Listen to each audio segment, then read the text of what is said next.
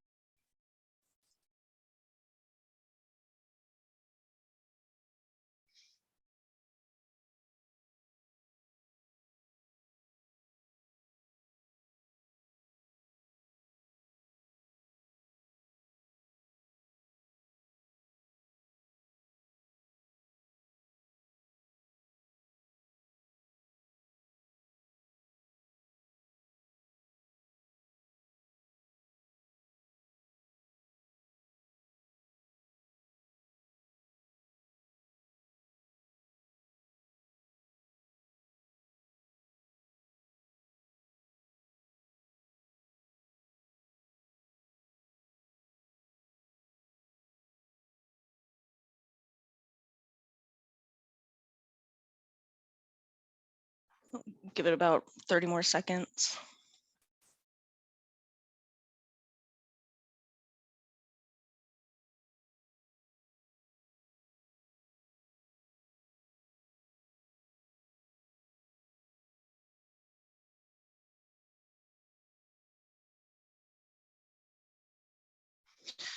All right, well, thank you for those of you who responded. It does look like we have some experience levels ranging from none to advanced. So this might be a refresher for some of you, and hopefully you still take away something from this. About half and half for practicing MBSE, SysML. That's kind of what I expected. And then over half of you have experience with Cameo. Okay. And MagicGrid half. Okay, that is fantastic. Thank you, everybody. With that, we can get started. All right, so what is MBSE? So I've pulled the NASA definition for systems engineering. So that's important to understand before we can actually get into the formalized application of modeling, which this is the NCOSE definition right here. For those of you who are unaware, NCOSE is the International Council of Systems Engineering. But essentially, MBSE is the formalized application of modeling to support the entire systems engineering lifecycle. So why MBSE? So I only have a few points here. There are several more.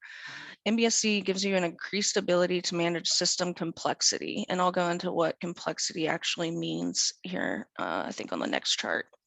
It improves your communications among all stakeholders, improve product quality because you have an authoritative source of truth for your development, starting with your requirements all the way through verification and validation of design. And this other one I think is super important is the enhanced knowledge capture and reuse of the information. If something changes in one of the earlier product lifecycle or stages of the product lifecycle, that change is automatically propagated throughout the entire model. You're not having to sort through a repository on Confluence or a billion Excel spreadsheets to find the information you want. You can go to the model, and as long as this is implemented correctly,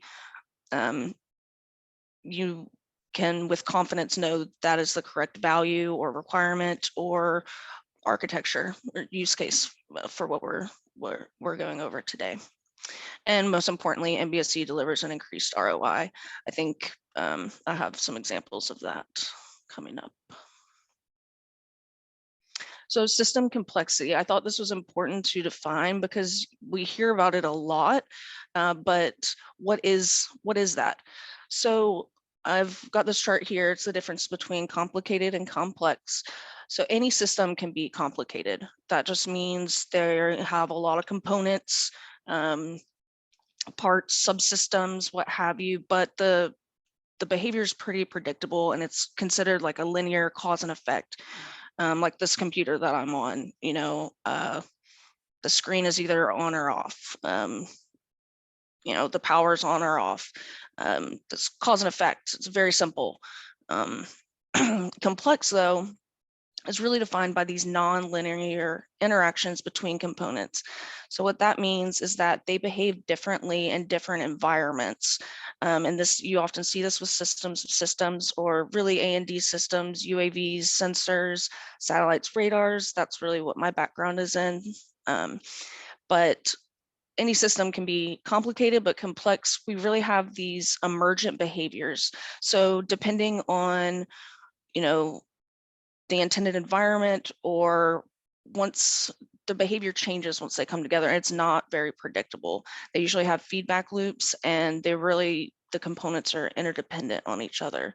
So any kind of SATCOM system, air traffic control, GPS, anything that might be affected by the environment. All right, so this kind of goes back to why MBSE. With traditional systems engineering, this is just a quick example, but I think you can extrapolate this, see how it can get out of control pretty quickly.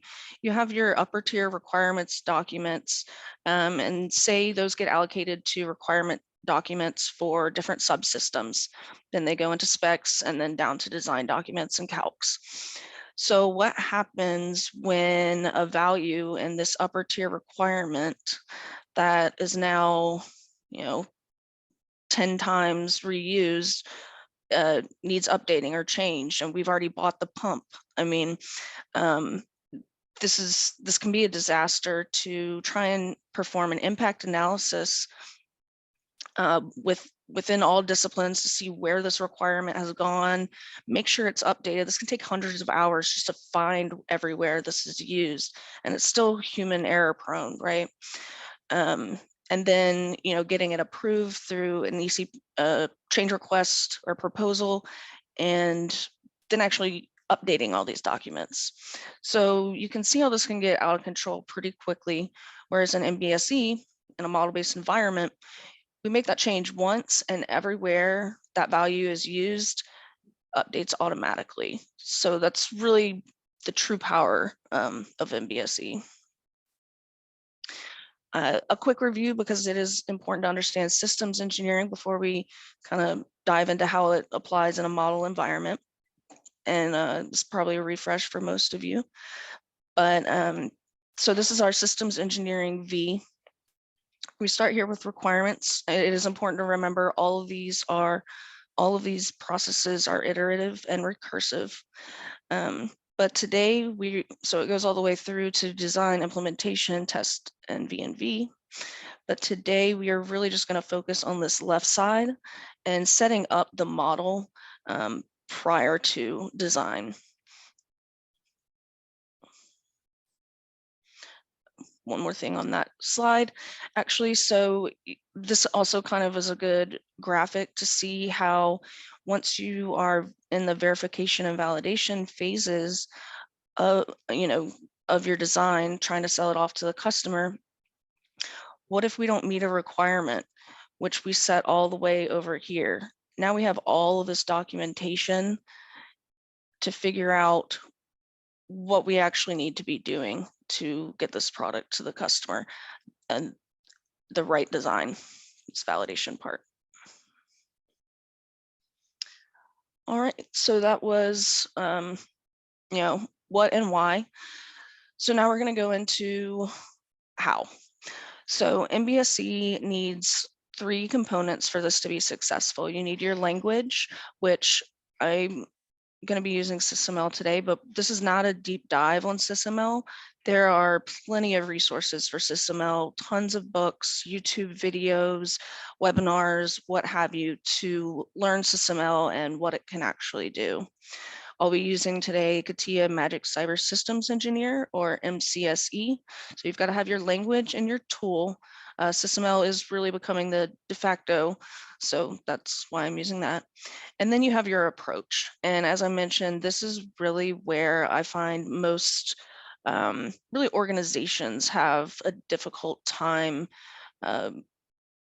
getting this down, because it is not one size fits all, and any deviation needs to be documented. But MagicGrid is a really great start for your model, and I'll tell you why. So it's an open source methodology. Connor, if you could put that link in the chat for anyone who's interested. The template is embedded in CATIA Magic products, and I'll show you that. It really guides engineers through the entire systems V in a systemic way. And it gives concrete examples and really, really good detailed instructions, especially if you're not familiar with the tool itself. It's it kind of gives you how to do it in the tool and the approach at the same time. This open source is pretty important. For my demonstration today, I did not create this model, and I took it from this book, which I highly recommend, Architecting Spacecraft with SysML by Sanford Friedenthal and Christopher Oster. And luckily, it is also available online. Connor, if you could drop that link as well. So this is an approach. This book is an approach in itself, but since the model is available for anyone. I thought this was a great opportunity to use this, and they're fine with me presenting it as long as I have this disclaimer. This is not my model, but I do encourage you, if you have access to a MBSE tool, to get that model. You can really see some cool stuff, what can be done. All right, so I have a quick some demo videos. I thought it would be easier than trying to pull up the tool and actually show you. So you can see I'm using Magic Cyber Systems Engineer, and this is how easy this package structure can be created. So you can see here, I just select MagicGrid version 2 Quick Start. I think I rename it.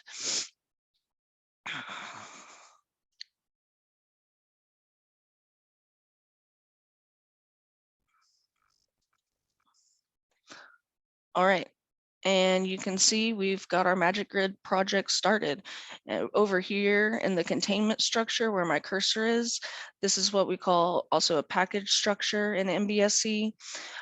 This is already created for us with great instructions on where everything goes as far as model elements. And quite frankly, this is really boring to do. So it's really nice and can be arduous deciding where things go and documenting it. So we already have that with MagicGrid, and that's super powerful in my opinion. This is just me going through the containment structure to kind of show you everything that just happened in a matter of seconds. And then here's the framework, which we'll talk about in a minute. But we can, all of these go directly to the process that it needs to. I think this is mostly a repeat. But yeah, so this is me just showing the mapping. So you have your stakeholder needs, and then it really goes from there, your system context. So it's a really great mapping.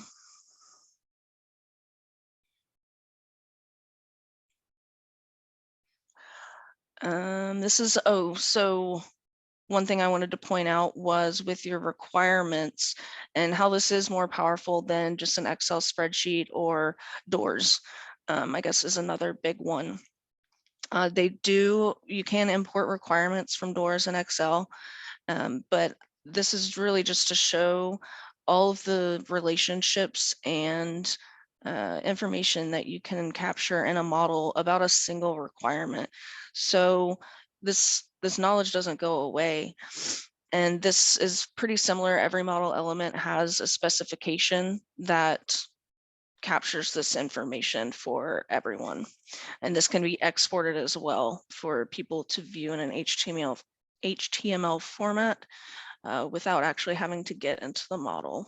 That's done with Cameo Collaborator. I'm not going to show that today, but I thought it was important to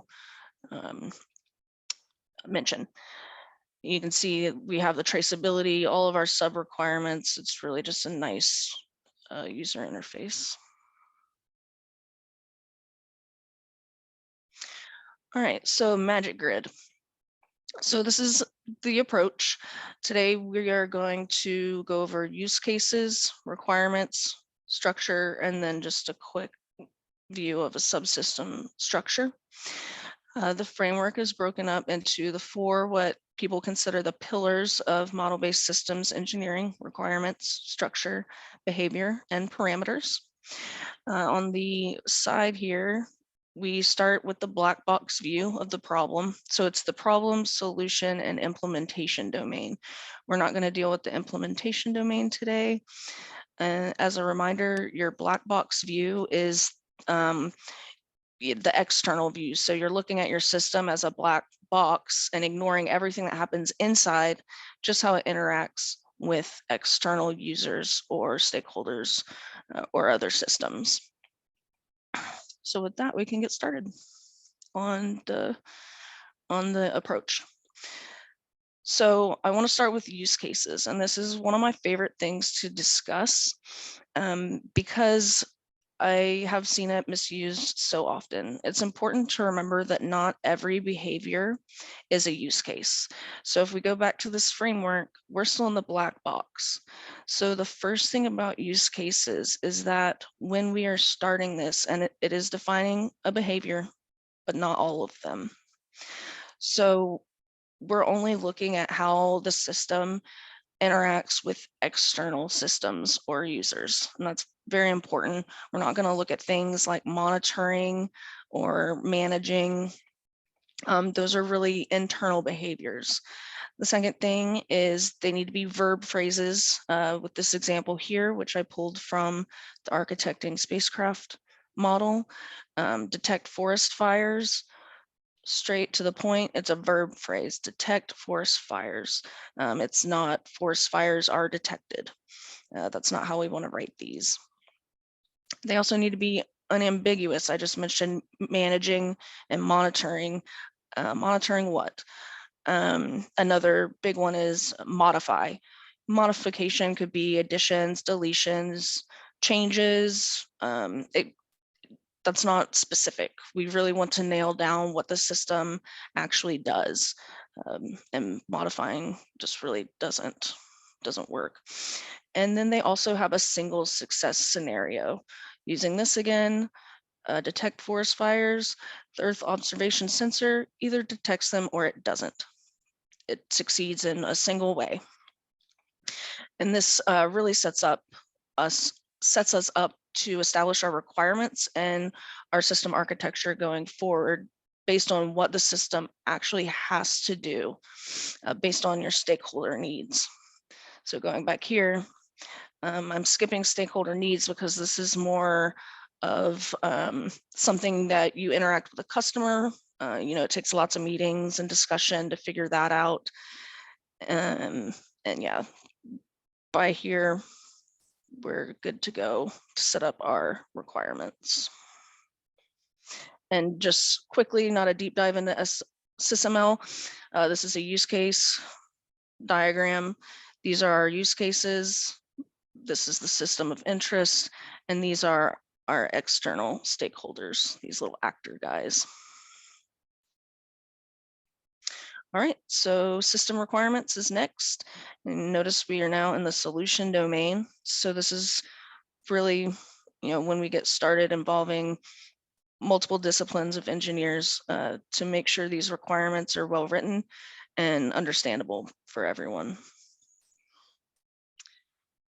Real quick, this is how easy it is to import your system requirements. You can see in the package structure here, we already have our system requirements folder set up for us.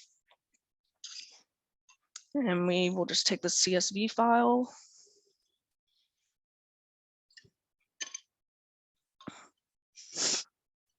We're going to set the element type to requirements. But you can see the different stereotypes there for requirements. When we choose our properties to map, this spreadsheet only has the name, ID, and text. And then the target scope, so we'll put it in our system requirements folder. And then I'm just dragging and dropping to map these categories, excuse me. And we just created 16 requirements. So really easy. And then we can get rid of the Excel spreadsheet.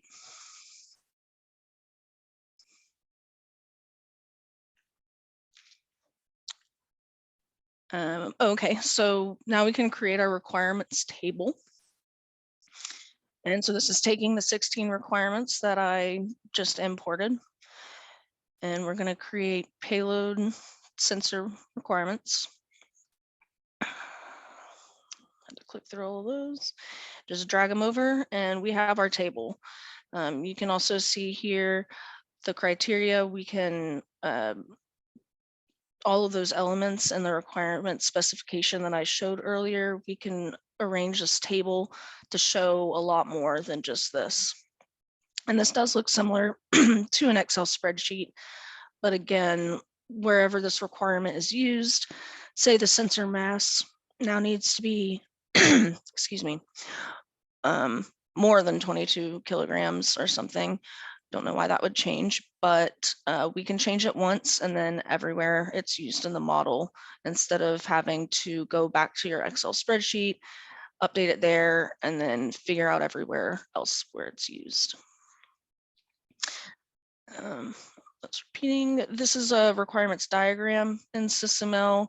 It's just another view. If you didn't create those initial requirements, this is just a nice graphical view. This is a containment relationship. So you have your payload and spec, and then all your requirements. You can see how it flows. So this is kind of in parallel to the graphic I showed earlier, where if you make a change here, you don't have to worry about it. It flows through. All right, so that was just briefly system requirements and how they can be modeled using CATIA Magic. And now we'll go to our system structure. So we're hitting one of these. We're not going to deal with parameters today at all. All right, so what is system architecture or system structure? I kind of use those terms interchangeably. It's a structural view of the system. Basically, you're decomposing your system into its subsystems and components. It's independent of system behavior, so we're not worried about that right now. And it's really powerful to create this conceptualization of the system prior to, building it. It's kind of important to figure that out prior to that phase. And I have this picture here that I actually took at the Chihuly Museum down here in St. Pete.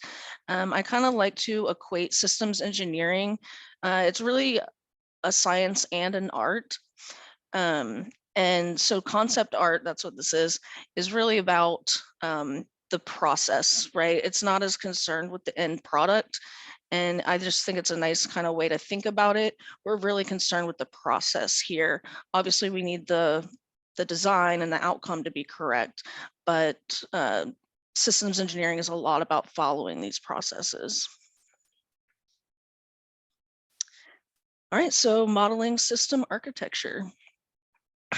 This is a block definition diagram. You can tell right here.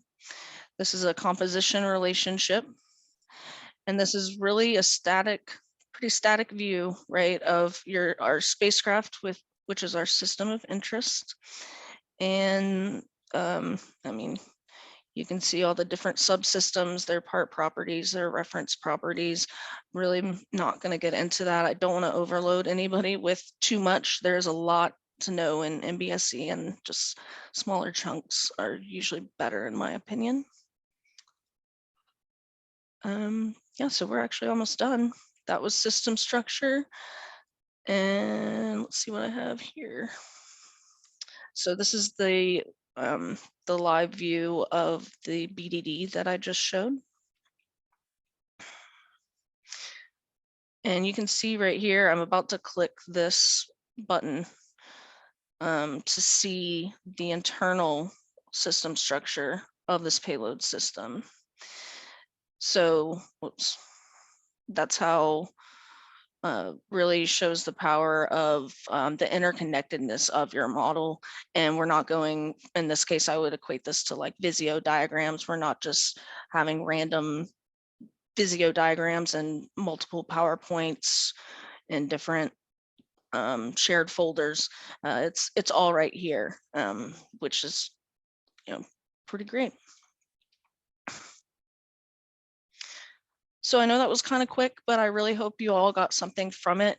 I do plan on doing more of these and getting into some of the other quadrants of the MagicGrid approach, but this was really just to kind of get started and start your understanding of how this approach can be implemented in your organizations for a successful MBSE implementation. So this is just the same slide I showed earlier, basically what we went over. And that's pretty much all I had. So if you have any further questions, you can feel free to reach out to us at info@vias3d.com. Here's my QR code. And you can also reach out to me personally at this address right here. Thank you, everybody. Hope you got something out of this. and I appreciate your time. Thank you, Sarah. It looks like we have a couple questions coming in through the chat. So here's one. What do you see as largest inhibitor to more adoption of these techniques? I would really say getting everyone on board. People don't like change, right? That's just a fact. So if you, and I'll pull an example of my experience in the nuclear industry. You have projects that have go on for 40 years. You have 40 years of traditional document-based requirements. How are you going to get all of that into a model and then convince everybody that's where they need to go? So I hope that answers that.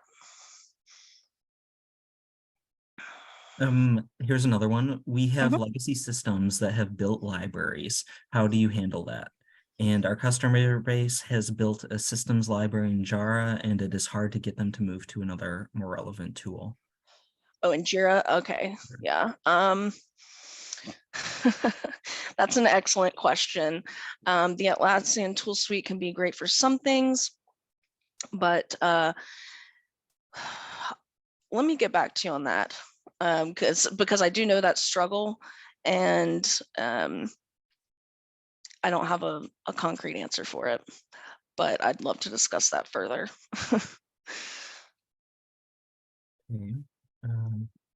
Okay, here's another one. How does this integrate with requirement management tools?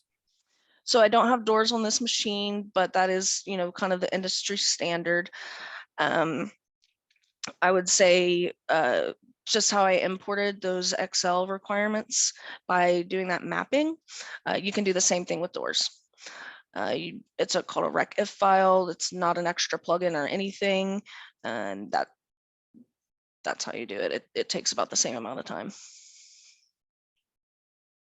Okay. And how long until I see an ROI for my program? So that's very important because there really hasn't been enough, I don't think, research on that subject, but I did want to mention that this is also very scalable. We're not really creating some more documents. We can scale this model starting very small, and really as more people learn and it is more adopted within an organization, it can scale. So I can't answer the ROI part, but it depends on how large your organization is. Thank you. And then back on adoption, agree there are switching costs. Any way you have seen to break down that barrier? What brings people into MBS workflow in your opinion? Do you think the tool gets in the way at all? Let's see, that was a lot of one. Those were a few questions at once. Let me.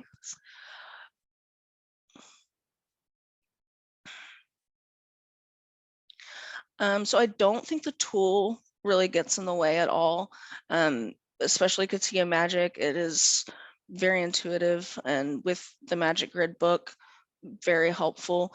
As far as costs goes, one of the biggest things is if you already have systems engineering implemented, especially in the A&D environment, the government's requiring a lot of it in contracts, and then B, you'll be working with other organizations, like customers, subcontractors who are using these models. You're going to get left behind, and that's really just point blank it is a large investment up front, but the ROI will come. Okay. And in other words, could these benefits all be realized in a live document? No, this was only a quick overview of what can be done. I would highly encourage you to look into some of these, and no, this is way too much information to be really consumable in a live document. See, standard connections for Jira. So Jira, that's one thing I actually need to look further into on how to connect to Jira. You can create hyperlinks in all of these requirement element specifications. And then there is a connector to JAMA, just like there is doors for that question. And has Agile had an impact on how you implement MBSE? And yes, and that is a whole other can of worms, I guess. I would highly encourage the book, the Agile, I think it's the cookbook for MBSE and Agile by Dr. Bruce Douglas Powell. For that, I could talk about that for a long time.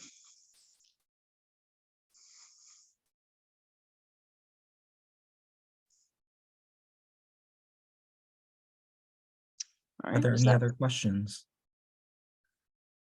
Maybe we'll give another minute for people to submit. yeah?